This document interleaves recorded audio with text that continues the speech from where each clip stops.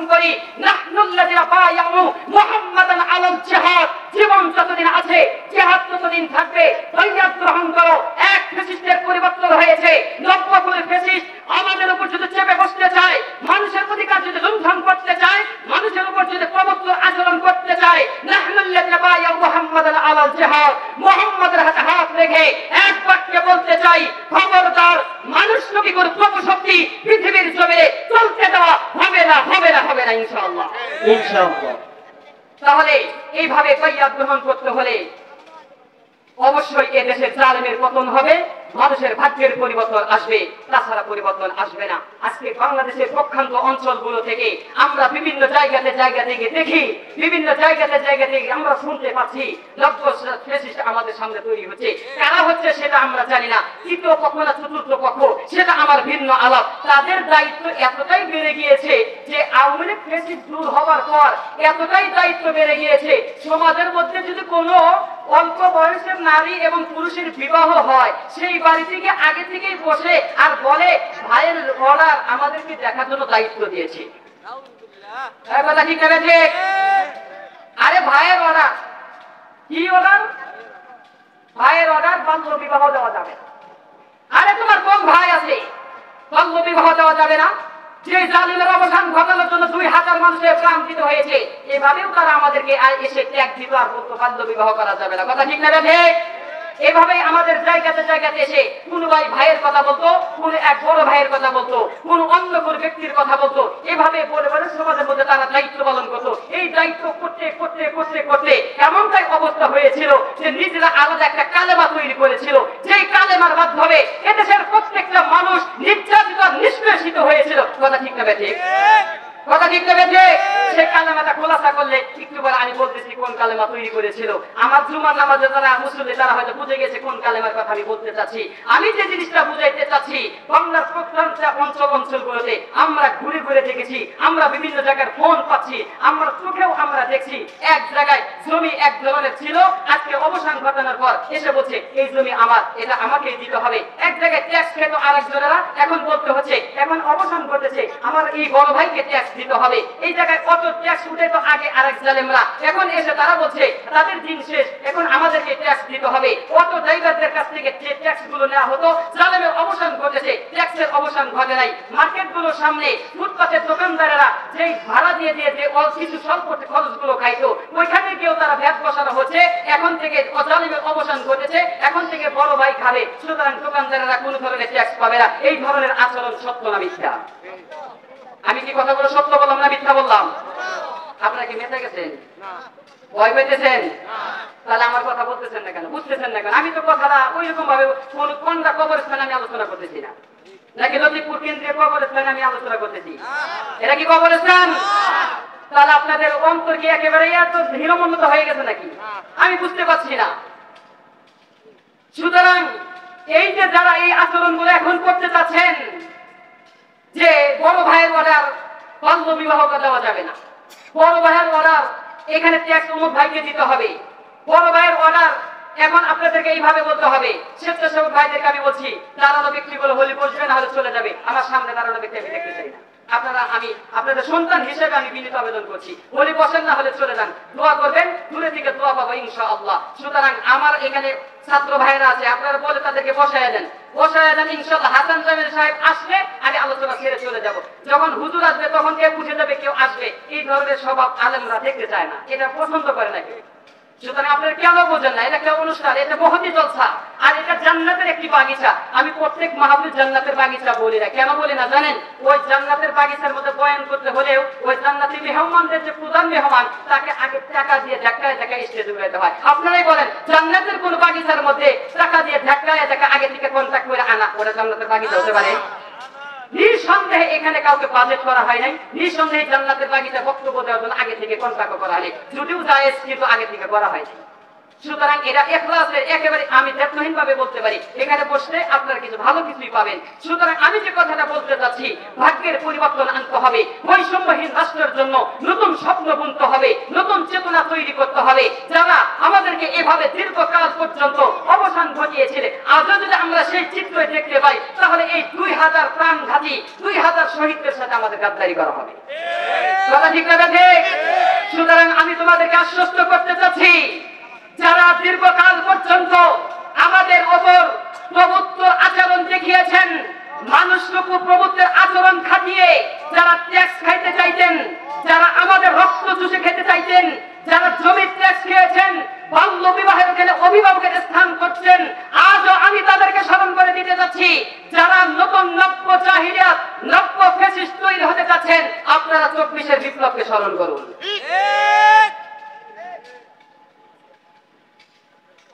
কাজেই আমি সর্বশেষ আশার বাণী এটাই শোনাতে চাচ্ছি যে আমরা চাই না আর কোন ফ্যাসিস্ট আমাদের সামনে তৈরি হোক, আর কোন নব্য জাহিলিয়াত জালেম আমাদের সামনে তৈরি হোক। আপনারা চান?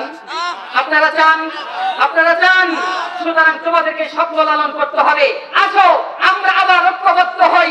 এদেশের জাতি প্রত্যেকটা মা তার সন্তানকে রাজপথে দিতে শিখছে, এদেশের প্রত্যেকটা বাবা সন্তানকে রাজপথে দেওয়া শিখেছে, এদেশের প্রত্যেকটা বড় ভাই ছোট ভাইদেরকে রাজপথে দেওয়া শিখেছে।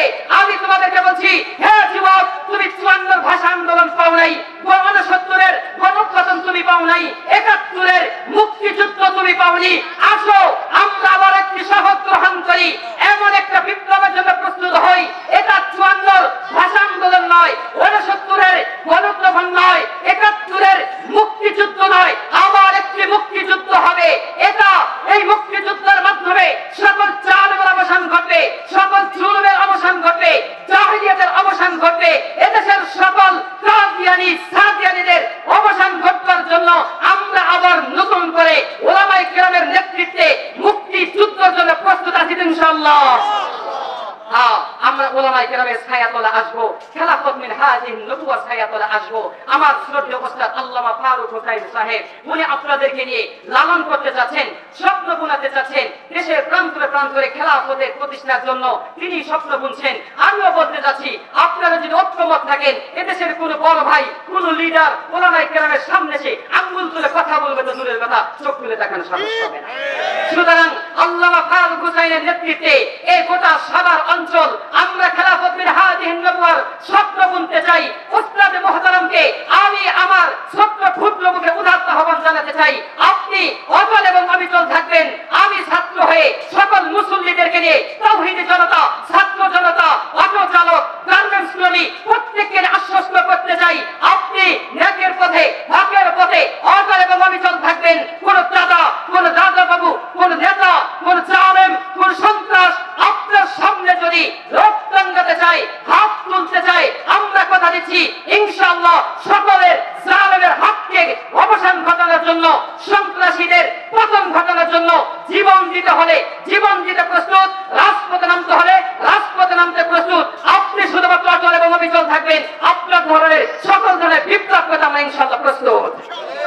আল্লাহ তাআলা আমাদের প্রত্যেককে এই কথাগুলোর প্রতি আমল করার তৌফিক দান করুন। আযানের সময় হয়ে গিয়েছে, এজন্য আমি আযানের সময় হয়েছে, যারা যেখানে যে অবস্থাতে আছি, আমার এই অগোছালো কথার প্রতি সর্বপ্রথম আমি যাতে আমল করতে পারি, আপনারাও যাতে আমল করতে পারেন, বৈষম্যহীন রাষ্ট্র ভাতৃত্বের আচরণ নিয়ে যাতে আমরা বেঁচে থাকতে পারি। আল্লাহ তাআলা আমাদের মরহুম এরশাদ সাহেব কখনো আমাদেরকে শাসন করেছে, মরহুম প্রেসিডেন্ট জিয়াউর রহমান কখনো আমাদেরকে শাসন করেছে, মরহুম আমাদের বঙ্গবন্ধু কিংবা তার ফ্যাসিস্ট কন্যা সন্তান এভাবে আমাদেরকে শাসন করেছে ঠিক, কিন্তু আমার কথা হলো এই দীর্ঘ 54 বছরের একজন সেনানায়কের মধ্যেও এমন বক্তব্য পাওয়া যায়নি, এবং কি আমাদের অন্তর্বর্তীকালীন সরকারের যে বক্তব্য ছিল এটার মাধ্যমে আমরা এখনো পর্যন্ত সেই মুহাম্মদের বক্তব্যের মতো এক বন্ধুর মধ্যে যে শত্রুতা তৈরি হয়েছিল, আত্মীয়তার সাথে শত্রুতা তৈরি হয়েছিল, গোত্রে গোত্রে যে শত্রুতা তৈরি হয়েছিল, এই বক্তব্যের মাধ্যমে এই 3 জন সেনানায়ক সহ যারাই আমাদেরকে শাসন করেছে তাদের এই বক্তব্যের মাধ্যমে এমন ভাবে ঐক্য গঠন করা কারো পক্ষে সম্ভব হয় না। কেন সম্ভব হবে? আমি তো বলেছি, আমি আমার জুমার নামাজে মসজিদের মধ্যেও বলেছি, দীর্ঘ 54 বছরের ইতিহাসে যারাই আমাদেরকে শাসন করেছে এই বাংলাদেশে কোন জনগণের সরকার এখনো পর্যন্ত প্রতিষ্ঠিত হয়নি। বলবেন হুজুর প্রশ্ন, বাংলাদেশের জনগণের সরকার না হলে আমরা যাদেরকে ভোটের মাধ্যমে সরকার করি তাহলে এরা কাদের সরকার? আমি দায়িত্বহীন কণ্ঠে বলতে চাই, দীর্ঘ 54 বছরের মধ্যে বাংলাদেশে কোনো নাগরিক এবং জনগণের অধিকারের মাধ্যমে জনগণের কোন সরকার প্রতিষ্ঠিত হয় নাই, ভবিষ্যতে অদূর ভবিষ্যৎ ততক্ষণ পর্যন্ত প্রতিষ্ঠিত হবে না, আমি সে কথা সামনে বলছি। কিন্তু দীর্ঘ 54 বছরে জনগণের কোন সরকার আসেনি। যখন বিএনপি এসেছে, বিএনপির প্রত্যেকটা নেতা কর্মী তাদের সদস্যগণ ওই দলের নাম ব্যবহার করে, ওই ব্যানার সামনে ব্যবহার করে, নিজেদের নেতা পরিচয় দিয়ে জনগণের উপর নির্যাতন করে, নিষ্পেষিত করে, লুণ্ঠন করে তারা নিজেরাই সুবিধা ভোগ করেছে। যখন আওয়ামী লীগ ফ্যাসিস্ট সরকার প্রতিষ্ঠিত হয়েছে, ওই আওয়ামী লীগের প্রত্যেকটা ক্যাডার বাহিনী, প্রত্যেকটা সন্ত্রাসী বাহিনী, প্রত্যেকটা দলের কর্মী, প্রত্যেকটা নেতা কর্মী আওয়ামী লীগের ব্যানার ব্যবহার করে জনগণের উপর নির্যাতন করেছে, নিষ্পেষিত করেছে, অধিকার লুণ্ঠন করেছে। আওয়ামী লীগের নেতা কর্মী প্রত্যেকটা এমপি মন্ত্রী সুবিধা ভোগ করেছে। যখন প্রেসিডেন্ট এরশাদ প্রেসিডেন্ট করেছে, ওই জাতীয়তাবাদের প্রত্যেকটা দলের কর্মী সদস্য নেতা তাদের দল ব্যবহার করে তারা সুবিধা ভোগ করেছে। বাংলাদেশের দীর্ঘ 54 বছরে শুধুমাত্র জনগণ উভয় পক্ষ থেকে নির্যাতন, জুলুম, অত্যাচার ছাড়া আর বাকি কোনো কিছুই তারা পায় নাই।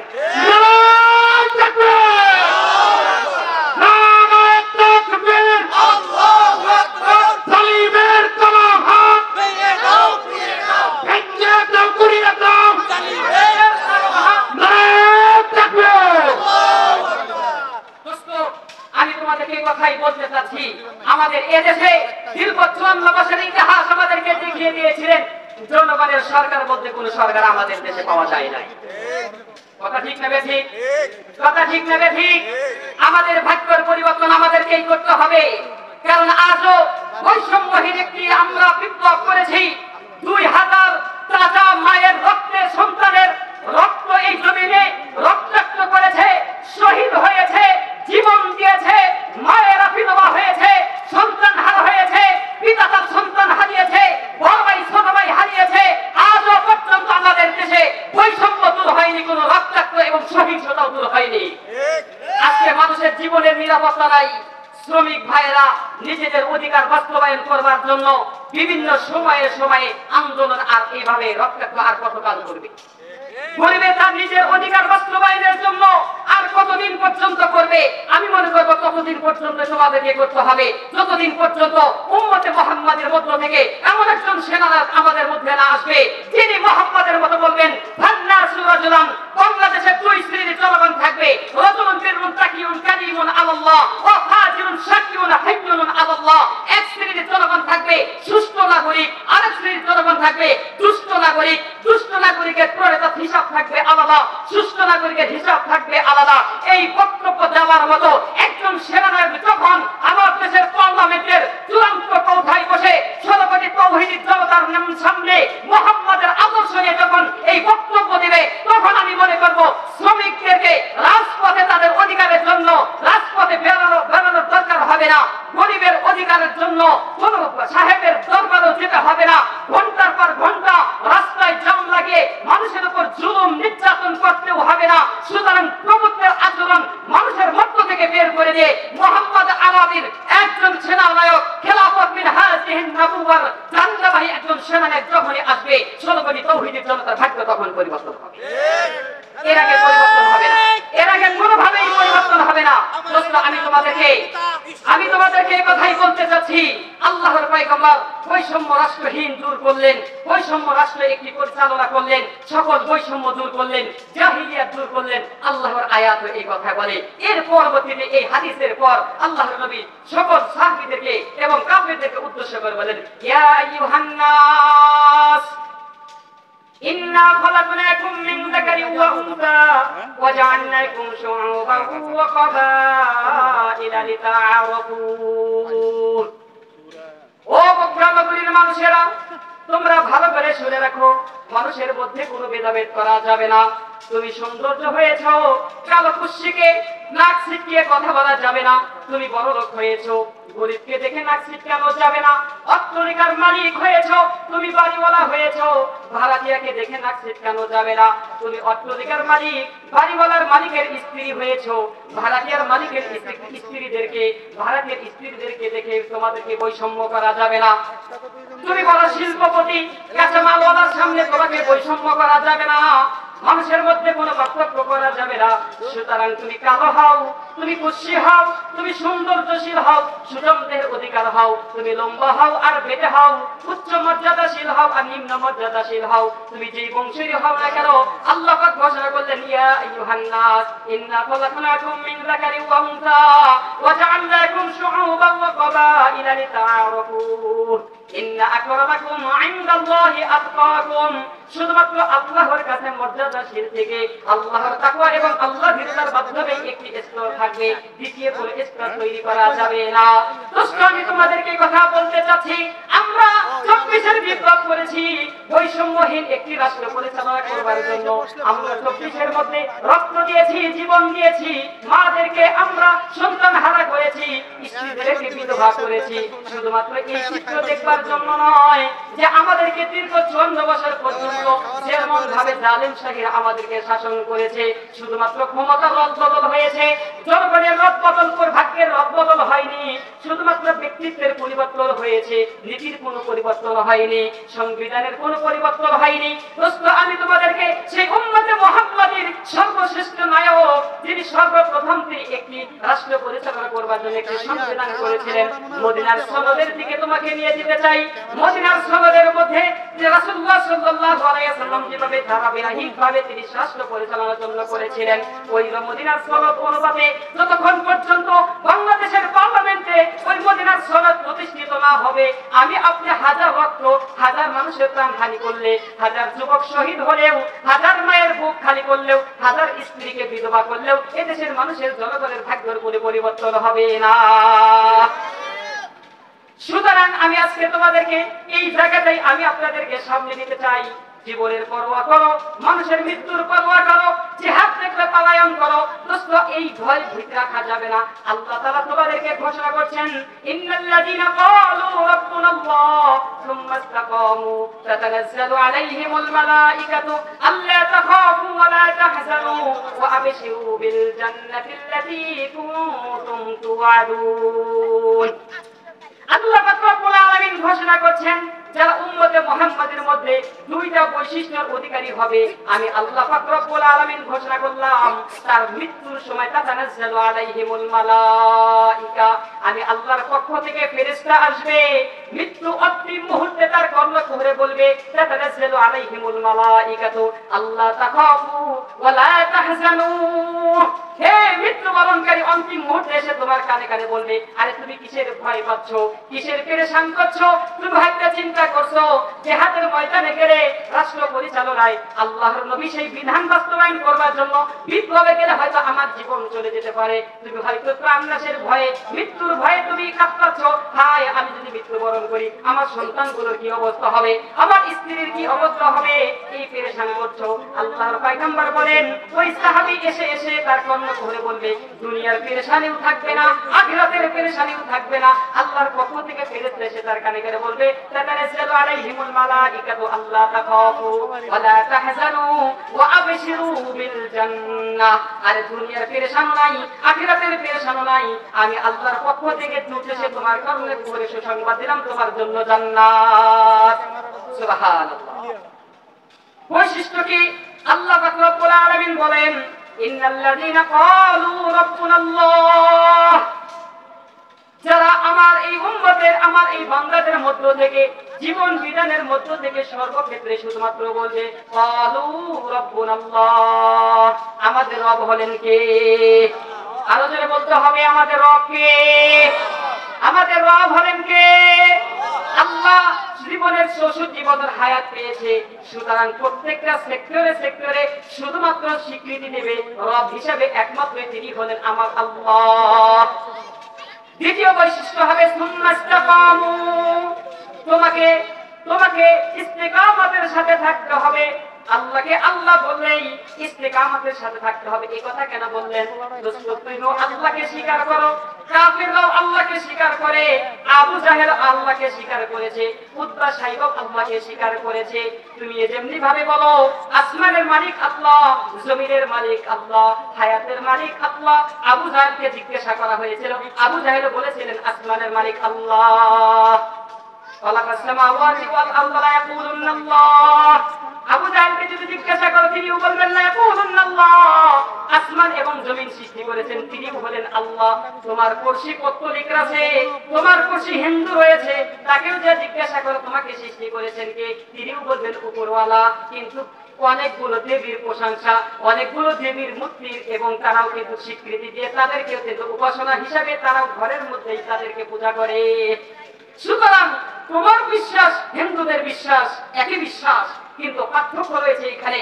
রব্বুল আল্লাহর অর্থ শুধুমাত্র আল্লাহকে জীবন বিধানের মালিক বললে স্বীকৃতি দেওয়া যায় হয় না, এটাও একটি আল্লাহকে স্বীকৃতি ঠিক আছে। আসমানের মালিক আল্লাহ এটাও ঠিক রয়েছে, জমিনের মালিক আল্লাহ এটাও ঠিক রয়েছে, হায়াতের মালিক আল্লাহ এটাও ঠিক রয়েছে। কিন্তু রব্বুল আল্লাহর অর্থ হলো আমার আসমানের মালিক যেমনি ভাবে আল্লাহ, জমিনের মালিক যেমনি ভাবে আল্লাহ, আমার প্রত্যেকটা সেক্টরে সেক্টরে আল্লাহর কৃতিত্ব চলবে। আল্লাহ আমাদের সৃষ্টি করেছেন, তেমনি ভাবে আমার জীবনের শুরু থেকে শেষ পর্যন্ত জীবন বিধানের মধ্যে চলতে হলে ওই আল্লাহর বিধান মোতাবেক চলতে হবে। এটাই হলো মূল লক্ষ্য এবং উদ্দেশ্য। আপনি আল্লাহকে স্বীকার করেন, পাঁচ ওয়াক্ত নামাজ পড়েন না। আপনি আল্লাহকে স্বীকার করেন, জিহাদকে বিশ্বাস করেন না। আপনি আল্লাহকে স্বীকার করেন, রোজা আপনার জিন্দেগিতে নাই, হজ আপনার জিন্দেগিতে নাই। ওই আল্লাহর বিশ্বাসী আর কাফির মুশরিকের বিশ্বাসী একই বিশ্বাসী। কিন্তু রব্বুল আল্লাহর অর্থ হলো তোমার জীবনে হুকুমদাতা কে, তোমার জীবনে বিধানদাতা কে। সুতরাং আমার জীবন, আমার রাষ্ট্র, আমার সমাজ, আমার বিশ্ব চলবে একমাত্র কার বিধানে? আল্লাহর বিধান। এই আল্লাহর বিধান মোতাবেক চলতে গেলে যেমনি ভাবে তোমার জীবন শুধুমাত্র বৈষম্যহীন রাষ্ট্র পরিচালনা করবার জন্য যে 2000 রক্ত দিয়েছি, যে 2000 সেনা বাহিনীর মতো আমার যুবক ভাইদেরকে শহীদ হতে হয়েছে, জীবন দিতে হয়েছে, আমি মনে করব এদেশে শুধুমাত্র 24-এর বিপ্লবের মাধ্যমে 71-এর স্বাধীনতা এটা শক্তিশালী হয়েছে, 1947-এর স্বাধীনতা এটা শক্তিশালী হয়েছে। কিন্তু এদেশের মানুষের এখনো ভাগ্যের কোনো পরিবর্তন ঘটেনি। ভাগ্যের পরিবর্তন তখনই ঘটে যখন আমার দেশের সংবিধানে মুহাম্মদ আরবি সাল্লাল্লাহু আলাইহি ওয়াসাল্লামের দেওয়া প্রণেতার মাধ্যমে একটি খেলাফত মিন হাযিহিন নবুওয়ার সেই সোনালী আদর্শের সেই মদিনার সনদে যখন রাষ্ট্র পরিচালনা চলে তখন এই দেশের জনগণের ভাগ্যের পরিবর্তন হবে, এছাড়া সম্ভব না। কথা ঠিক? তাহলে বুঝতে হবে যে একটা খেলাফতের জন্য আরেকটি বিপ্লবের প্রয়োজন রয়েছে, একটি খেলাফত প্রতিষ্ঠার জন্য আরেকজন সেনানায়কের প্রয়োজন রয়েছে। এদেশে বৈষম্যহীন রাষ্ট্রের জন্য আমি দৃঢ় বিশ্বাস রাখি যুবক ভাইয়েরা, বাবারা তোমরা শুনে রাখো, এদেশে যেমনি ভাবে বৈষম্যহীন রাষ্ট্রের জন্য, ফ্যাসিস্টদের দূর করবার জন্য, জাহিলিয়াত দূর করবার জন্য, রক্তাক্ত দূর করবার জন্য, জালিমের অবসান ঘটানোর জন্য 2000 যুবকের প্রাণ দিতে হয়েছে, আমার দৃঢ় বিশ্বাস এদেশে আবার একটি বিপ্লব হবে, যে বিপ্লবের মাধ্যমে সকল ধর্ম নিরপেক্ষতা দূর হবে, সকল চিত্তবাদী দূর হবে, সকল মূর্তি পূজকদের, উপাসনালয়দের, দাদা বাবুদের, রাম ঠাকুরদের, ইসালাম সেই পণ্ডিতদের অবসান ঘটবে। আবার এই বাংলাদেশে নতুন একটি মুক্তিযোদ্ধার মাধ্যমে এদেশে কোরআনী সংবিধানের মাধ্যমে আবার একটি বিপ্লব হলে 2000 নয় 2 লক্ষ যুবক তার রক্ত দিতে প্রস্তুত ইনশাআল্লাহ। আছি তো ইনশাআল্লাহ? আল্লাহর পয়গম্বর এই বক্তব্যটা তোমাদেরকে ফুটে তুলতে চাচ্ছে। যুবক হতাশ হওয়ার কিছু নাই, তোমাদেরকে পিছপা হওয়ারও কিছু নাই। আল্লাহর পয়গম্বর তোমাদেরকে আশ্বস্তর বাণী তোমাদেরকে শোনাতে যাচ্ছেন। আল্লাহর নবী সাল্লাল্লাহু আলাইহি ওয়াসাল্লাম স্পষ্ট ভাবে বলছেন, ইসাবাতান উম্মতি মান আহরাজাহুল্লাহু মিনান নার, ইসাবাতুন তামসুল হিন্দ ওয়া ইসাবাতুন ঈসা ইবনে মারইয়াম। আল্লাহর পয়গম্বর ঘোষণা করছে, ও একবিংশ শতাব্দীর যুবকেরা, আমি তোমাদের জন্য ভবিষ্যৎবাণী করে যাচ্ছি, তোমাদের মধ্যে কিয়ামত আসার আগ পর্যন্ত 2টি গোত্র, 2টি বাহিনী তৈরি হবে। আমি মুহাম্মাদের পক্ষ থেকে ঘোষণা করলাম, ওই 2 বাহিনীর মধ্যে যারা সেনাপতি থাকবে, যারা সেনা প্রধান থাকবে, যারা ওইখানে শুধুমাত্র আসা যাওয়া করবে এবং কি ওই সেনা প্রধানদের জন্য শুধুমাত্র পানি বিলীন করবে, আমি আল্লাহর পয়গম্বর ঘোষণা করলাম তাদের জন্য জাহান্নাম হারাম। সুবহানাল্লাহ। বাড়িতে গিয়ে বলি 2 শ্রেণীর 2 দলের প্রত্যেক সেনাপতি, প্রত্যেক লিডার এবং কি যারা শুধুমাত্র কি করবে, তাদের সাহায্য করবে, এই সাহায্যকারীদেরকেও আল্লাহর পয়গম্বর বলেছেন আহরাজাহুমুল্লাহু মিনান নার, জাহান্নামের আগুন তাদের জন্য হারাম করে দেওয়া হয়েছে। এই দলগুলোর মধ্যে অন্তর্ভুক্ত হতে রাজি আছি তো ইনশাআল্লাহ? আছি তো ইনশাআল্লাহ? আল্লাহর পয়গম্বর অন্য জায়গায় বলেছেন যে ফাতাত মিন খাশিয়াতিল্লাহ, আল্লাহর পয়গম্বর বলেছেন দুই শ্রেণীর চক্ষু অশ্রুধারা জাহান্নামের আগুনে মধ্যে পড়বে না। খাশিয়াতুল্লাহ, ওই চক্ষু আইনুন বাকাত মিন খাশিয়াতুল্লাহ, ওই চক্ষু যে চক্ষু আল্লাহর ভয়ে কান্না করে ওই চক্ষু আল্লাহর জাহান্নামের মধ্যে পড়বে না। এর পরবর্তীতে বলেন ওয়াতাহরিসু ফি সাবিলিল্লাহ, যেই চক্ষু রাষ্ট্রকে পাহারা দেওয়ার জন্য, জিহাদি বাহিনীদেরকে পাহারা দেওয়ার জন্য, জিহাদি তাবুর পিছনে ঘুরে ঘুরে তাদেরকে নিরাপত্তা দেওয়ার জন্য যেই চক্ষু তৈরি হবে, যেই চক্ষু ঘুম জাগ্রত হয়ে সারা রাত্রি জাগ্রত থাকবে, ওই চক্ষুওয়ালা চক্ষু আল্লাহ পাক রব্বুল আলামিন জাহান্নামের আগুনের মধ্যে পোড়াবেন না। এইখানে দেখতে হলে এই বৈশিষ্ট্যগুলো পাওয়ার জন্য শুধুমাত্র হঠাৎ করে তুমি এই রাস্তায় ফিরে পাওয়া তোমার জন্য সম্ভব হবে না। যুবক ভাইয়েরা, আমি তোমাদেরকে বলতে চাই, এর জন্য আমাদের একটি স্বপ্ন লালন করতে হবে, আমাদের উদ্দেশ্যের পরিবর্তন আনতে হবে, আমাদের ভাগ্যের পরিবর্তন আনতে হবে, গুণীধরা সমাজের পরিবর্তনের দায়িত্বভার তোমাকে গ্রহণ করতে হবে। এটা শুধুমাত্র বিভিন্ন কালচার, আরবদের কালচার ছাড়া ওই ভূখণ্ডের বাহিরে গিয়ে পৌত্তলিক হিন্দু দাদাবাবুদের আদর্শের মাধ্যমে তোমার জীবন পরিবর্তন হবে না। আসলে আমি তোমাদেরকে আজকে তুমি হয়তো প্রশ্ন করতে পারো, আমার বয়স মাত্র হলো 21 বছর, আমি কেমনে ভাবে এই জাতির কান্ডারি হব? আমার বয়স হলো মাত্র 17 বছর, আমি কিভাবে এই জাতির কান্ডারি হব?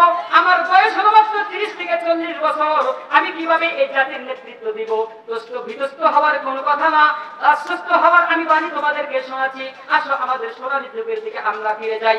মাত্র 17 বছরের টকবগে যুবক মোহাম্মদ বিন কাসেম উপমহাদেশের এই ভারতবর্ষের সর্বপ্রথম যিনি কালেমার ঝান্ডা সমুন্নত করেছিলেন। আরব ভূখণ্ড থেকে মাত্র 5000 সেনাবাহিনী নিয়ে এই আরবের ভূখণ্ড থেকে হিন্দুস্তানে পদার্পণ করেছিলেন শুধুমাত্র একজন নারীর আত্মনাথের চিৎকারে। এই ভারতবর্ষের মধ্যে যখন নারীদের উপর নির্যাতন করা হতো, মুসলমানদের উপর নির্যাতন করা হতো, মুসলমানদের নির্যাতন থেকে মুক্তি করবার জন্য মানুষের উপর চেপে বসা মানুষরূপী প্রভুত্বের আচরণের খবর এবং মানুষের উপর প্রভুত্বের আচরণের সেই দাপটের খবর রচনা করবার জন্য শুধু সেই আরব ভূখণ্ড থেকে মোহাম্মদ বিন কাসেম মাত্র 5000 সেনাবাহিনী নিয়ে এই ভারতবর্ষের মধ্যে পদার্পণ করেছিলেন।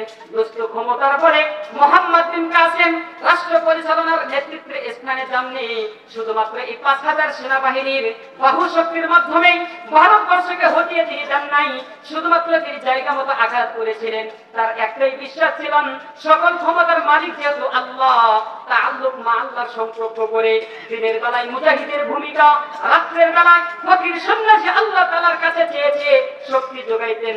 আদর্শ জীবন ব্যবস্থার মাধ্যমে, চরিত্রের মাধ্যমে যখন ভারতবর্ষে তিনি তাবু গাড়লেন, ভারতের মধ্যে হিন্দুস্তানে ভরা ছিল হিন্দুদের তৃতীয় শ্রেণী, যারা নিম্ন শ্রেণী থাকে, প্রথম শ্রেণীর হিন্দুরা তাদেরকে দেখতে পায় না। বৈষম্য ছিল হিন্দুদের মধ্যে। ভারতবর্ষের বৈষম্যের গবেষণা করবার জন্য যখন এই হিন্দুদের থার্ড ক্লাস নিম্ন শ্রেণীর হিন্দুরা যখন দেখতে পাইলেন আমাদের শাসকিত হিন্দু কিন্তু আমাদেরকে দেখতে পায় না, আমরা তো একই জাতের হিন্দু, উচ্চ শ্রেণীর হিন্দুরা আমাদেরকে দেখতে পায় না, এই নিম্ন শ্রেণীর হিন্দুরা তখন বুঝতে পারলেন এই আমাদের স্বজাতি হিন্দু সেনানায়ক দিয়ে আমাদের ভাগ্যের পরিবর্তন হবে না। নিম্ন শ্রেণীর হিন্দুরা সিদ্ধান্ত গ্রহণ করলেন মুহাম্মাদের আদর্শে, মোহাম্মদ বিন কাসেম যেহেতু ভারতবর্ষে পদার্পণ করেছে, সুতরাং আমাদের স্বজাতির নেতার আদর্শ বাদ দিয়ে আমরা মোহাম্মদ বিন কাসেমের আদর্শের দিকে লুটে পড়লাম। মাত্র 17 বছরের টাকরা যুবক মাত্র 5000 সেনাবাহিনী নিয়ে ভারতবর্ষের উত্তম চরিত্রের মাধ্যমে এই নিম্ন শ্রেণীর হিন্দুরা তাদের সাথে যুক্ত করে নবমুসলিমদের নিয়ে যখন তারা মাতোয়ারা করতে লাগলেন, সর্বপ্রথম মন্দির এবং দেবতা এবং তাদের মূর্তি ঘরগুলোর মধ্যে সকল ধরনের গির্জা এবং সকল ধরনের মন্দিরের মধ্যে আঘাত করলেন। এতে করে নবমুসলিমগুলো যারা আবার হিন্দুত্ববাদীতে ফিরে গিয়েছিলেন আবার মুসলমানদের মধ্যে ফিরে আসলেন। কয়েকটি কারণের মাধ্যমে মোহাম্মদ বিন কাসেমের সংখ্যা যখন এভাবে বেড়ে চললেন, এক পর্যায়ে ভারতবর্ষকে বিজয়ী করলেন। ইতিহাসের কিতাবের মধ্যে লেখেন মাত্র এই 17 বছরের যুবক ভারতবর্ষের সকল বৈষম্যকে দূর করলেন। যখন তিনি আবার ভারতবর্ষ থেকে আরব ভূখণ্ডে ফিরে যাবেন, ইতিহাসের কিতাবের মধ্যে লেখেন, চেপে রাখা ইতিহাসের কিতাবগুলোর মধ্যে আমরা এটাই পাই যে মোহাম্মদ বিন কাসেম যখন ভারতবর্ষ থেকে সুদূর সেই আরব ভূখণ্ডে যাবে, শুধুমাত্র হিন্দু এবং পৌত্তলিকদের দেওয়া সংবাদনা ফুলের তোড়া এই পরিমাণ তার কাছে অবস্থান করেছিলেন, জমা হয়েছিলেন যে মোহাম্মদ বিন কাসেমের ঘোড়ার হাঁটু পর্যন্ত গেড়ে গিয়েছিল। এই ছিল মোহাম্মদের নবীর উম্মতের আদর্শ। দোস্ত, আমি এবার তোমাদের ভালোবেসে সেই মুহাম্মদ নবী সাল্লাল্লাহু আলাইহি ওয়াসাল্লামের স্বয়ংসবে যারা জীবন যাপন করেছে, যারা তাদের জীবন দিয়ে মুহাম্মদকে ভালোবেসেছে, জীবনের প্রত্যেকটা সময় যারা মুহাম্মদ সাল্লাল্লাহু আলাইহি ওয়াসাল্লামের কাছে যারা জীবন কাটিয়ে দিয়েছেন, এমন একজন তাগড়া যুবকের ইতিহাস দিয়ে আমি তোমাদেরকে চেতনা যোগাতে চাই। আসো মুহাম্মদ বিন কাসিমের ঘটনা শেষ, এবার আল্লাহর নবীর পয়গম্বর সাল্লাল্লাহু আলাইহি ওয়াসাল্লামের পক্ষ থেকে একটি ঘোষণা হলো, ও হারাম ইবনে মিলহান, তোমাকে আমার পক্ষ থেকে ঘোষণা করলাম, মুহাম্মাদের পক্ষ থেকে আল্লাহর জমিনে আল্লাহর দ্বীন ভবন্ত করবার জন্য, এই দ্বীনের বিজয় কেতনকে উদ্ধার করবার জন্য তোমাকে সেই হিন্দু তোমাদেরকে সেই মুশরিকদের দরবারে গিয়ে আল্লাহর নবীর পক্ষ থেকে চিঠিখানা তোমাকে নিয়ে যেতে হবে। ও দোস্ত, এভাবে রোম এবং পারস্যদের দরবারে যখন যাইতে লাগলেন, আল্লাহর নবী ঘোষণা করলেন, হারাম ইবনে মিলহান, তুমি যে ওই মুশরিকদের দরবারে যাবে, জীবন নিয়ে ফিরে আসলেও পারো নাও পারো, আমি তো তোমাকে সেই নিশ্চয়তা দিতে পারি না। হারাম ইবনে মিলহান বিন্দুমাত্র পিছপা হলেন না। সঙ্গীদেরকে নিয়ে যখন তিনি যাইতে লাগলেন, কাফের মুশরিকদের দরবারে যাবার আগে তার বন্ধুদেরকে বললেন, তোমরা এই পাহাড়ে অবস্থান করো, যদি আমি সশরীরে ফিরে আসতে পারি তাহলে তো ঠিকই, আর তোমাদের সাথে গন্তব্যস্থলে ফিরে যাব, আর যদি আমি ফিরে না আসতে পারি আমার লাশখানার অন্ততপক্ষে আরো ভূখণ্ডের মধ্যে নিয়ে যাবে।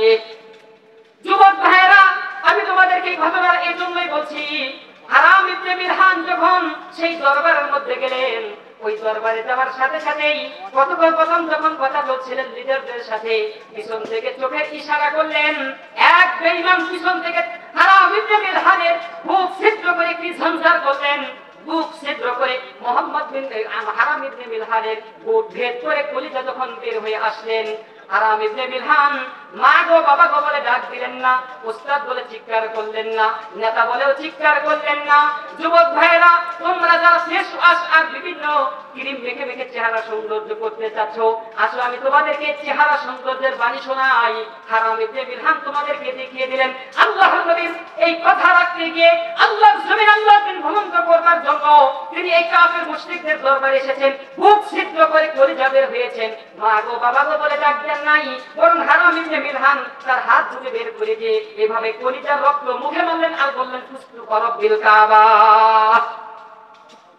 আমি হারাম ইবনে মিলহান, আমার জীবন চলে যেতে পারে, কলিজা বের হয়ে যেতে পারে, কোনো সমস্যা নাই। ফুস্তু করবিল কাবা, যে রব আমাকে সৃষ্টি করেছে, যে মায়ের গর্ভে ধারণ করে আমি হারাম ইবনে মিলহান আমি জন্মগ্রহণ করেছিলাম, আমার মায়ের একটা স্বপ্ন ছিল, আমার উস্তাদের একটা স্বপ্ন ছিল, আমার নবীর একটা স্বপ্ন ছিল, দোস্ত আমার অভিভাবকদের একটা স্বপ্ন ছিল, ওই আল্লাহকে সহ আমি খুশি করতে পেরেছি। মা গো বাবা তোমার হারাম ইবনে মিলহান ডাক দিলেন না, বরং তিনি ডাক দিলেন, ফুস্তু করবিল কাবা, আমি কাবার ওই মালিককে, আমার মালিককে আমি সফল করতে পেরেছি, খুশি করতে পেরেছি, আমার জীবন ধন্য। ঘটনা বলা আমার উদ্দেশ্য নয়, বিক্ষিপ্ত আকারে দুইটি ঘটনা আমি তোমাদেরকে জন্যই বললাম, শুধুমাত্র ঘটনা বলাটাই আমি তোমাকে প্রভুক মনে করছি না। দোস্ত, আমি তোমাদেরকে ওই পেট্রোল যোগাতে চাই। মুহাম্মদ বিন কাসেম যে জীবন আদর্শবাদী রেখে, যে স্বপ্ন লালন করে এই আরব ভূখণ্ড থেকে নিয়ে ভারতবর্ষে অবস্থান করেছিলেন, বৈষম্যের অবসান ঘটানোর জন্য হারাম ইবনে মিলহান রাদিয়াল্লাহু তাআলা আনহু আল্লাহর নবী আল্লাহর দেওয়ার পক্ষ থেকে সেই আল্লাহর জমিনে আল্লাহর ঝান্ডা সমুন্নত করবার জন্য বুক ভেদ করে কলিজা বের হয়েছিলেন। কোন নেতাকে বলে ডাক দিলেন না, ফুস্তু করবিল কাবা বলেছিলেন। এর জন্য একটা স্বপ্নের প্রয়োজন রয়েছে। এখন যদি আমি আমার এই একবিংশ শতাব্দীর আমার সমবয়সী যুবকদেরকে প্রশ্ন করি, ভাই তোমার প্রশ্নে তোমার স্বপ্ন কি? হয়তো যুবক ভাই আমার প্রশ্নের জবাবে বলবে, হুজুর একটু দোয়া করবেন, আমি একটা ব্যবসার মধ্যে হাত দিয়েছি, যদি ব্যবসাটা ভালো হয়ে যায় ইনশাআল্লাহ বাকি জিন্দেগি সফলভাবে কাটাইতে পারবো। যদি বলা হয় তোমার স্বপ্ন কি, বলবে হুজুর একটু দোয়া করবেন, বড় লোকের কোন এক মেয়ের সাথে আমার ভাবভঙ্গি চলছে, প্রেম প্রীতি চলছে, যদি একবার বিবাহ করতে পারি আমার জীবন সেটেল হয়ে যাবে। যদি তোমাকে প্রশ্ন করি তোমার স্বপ্ন কি, তাহলে হয়তো তুমি আমাকে বলবা হুজুর একটু দোয়া করবেন, পরীক্ষায় পাস করতে পারলেই আমি আমেরিকার সিটিজেন পেয়ে যাব, সুতরাং গ্রিন কার্ড আর সিটিজেন আমি যদি পেয়ে যাই আমার জীবন ধন্য হয়ে যাবে। এটা হলো একবিংশ শতাব্দীর যুবকদের স্বপ্ন। যে জাতির স্বপ্ন শুধুমাত্র ভোগ বিলাসে জীবন যাপন করা, যে জাতির স্বপ্ন শুধুমাত্র সিটিজেন আর গ্রিন টাওয়ার পাওয়া, যে জাতির স্বপ্ন অট্টালিকা বসবাস করা, যে জাতির স্বপ্ন নিজের খাইশিয়াত পূরণ করা, ওই জাতির কপালে দুর্ভিক্ষ আর লাঞ্ছনা আর অপমান ছাড়া কোনো কিছুই জুটতে পারে না। দোস্ত, তুমি একটা স্বপ্ন দেখেছো, আমিও একটা স্বপ্ন দেখেছি। স্বপ্নের কথা